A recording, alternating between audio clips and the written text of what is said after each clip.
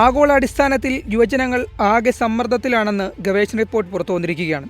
പഴയ തലമുറകളെ പരിഗണിക്കുമ്പോൾ പുതിയ തലമുറയിലെ യുവാക്കൾ അതിഗുരുതരമായ മാനസിക സംഘർഷങ്ങളിലൂടെയാണ് കടന്നു പോകുന്നത് എന്നാണ് വിദഗ്ധാഭിപ്രായം.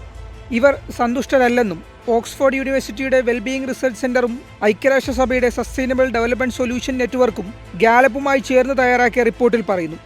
140 രാജ്യങ്ങളിലെ യുവാക്കൾക്കിടയിൽ നടത്തിയ പഠനത്തിലാണ് ഇത് വ്യക്തമായത്.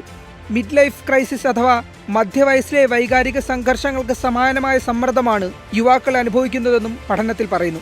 അമേരിക്കയിലെ സർജൻ ജനറലായ ഡോക്ടർ വിവേക് മൂർത്തി പറയുന്നത് പ്രകാരം സോഷ്യൽ മീഡിയ ഈ പ്രതിഭാസത്തിൽ വലിയ പങ്കുവഹിച്ചിട്ടുണ്ട്.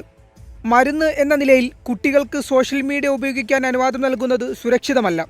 സമൂഹമാധ്യമങ്ങൾ നിയന്ത്രിക്കുന്നതിൽ സർക്കാരുകൾ കാണിക്കുന്ന ഉദാസീനത വളരെ മോശമാണ് എന്നും അദ്ദേഹം പറഞ്ഞതായി ദി ഗാർഡിയൻ റിപ്പോർട്ട് ചെയ്തു.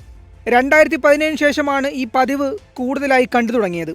അമേരിക്കയിൽ 15 മുതൽ 24 വയസ്സ് വരെ പ്രായമുള്ളവർ മുതിർന്ന ആളുകളെക്കാൾ സന്തോഷവാന്മാരായിരുന്നു. എന്നാൽ 2017 ശേഷം ഈ അനുപാതം കുറയാൻ തുടങ്ങി.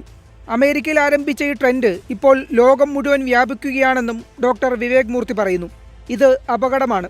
വിർച്വൽ ലോകത്തിനപ്പുറം റിയൽ ലൈഫിൽ ബന്ധങ്ങൾ ഉണ്ടാക്കാൻ യുവജനങ്ങൾ ശ്രമിക്കേണ്ടത് അത്യാവശ്യമാണ്.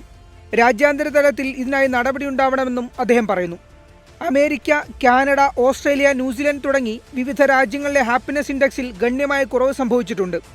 2010 ഏറ്റവും സന്തുഷ്ടരായിരുന്നത് യുവാക്കളാണെങ്കിൽ 2021-23 കാലഘട്ടത്തിൽ ഏറ്റവും നിരാശയുള്ളതും യുവാക്കൾക്കാണ്. ഹാപ്പിനെസ് ഇൻഡെക്സിൽ ഇന്ത്യ 126 സ്ഥാനത്താണ്.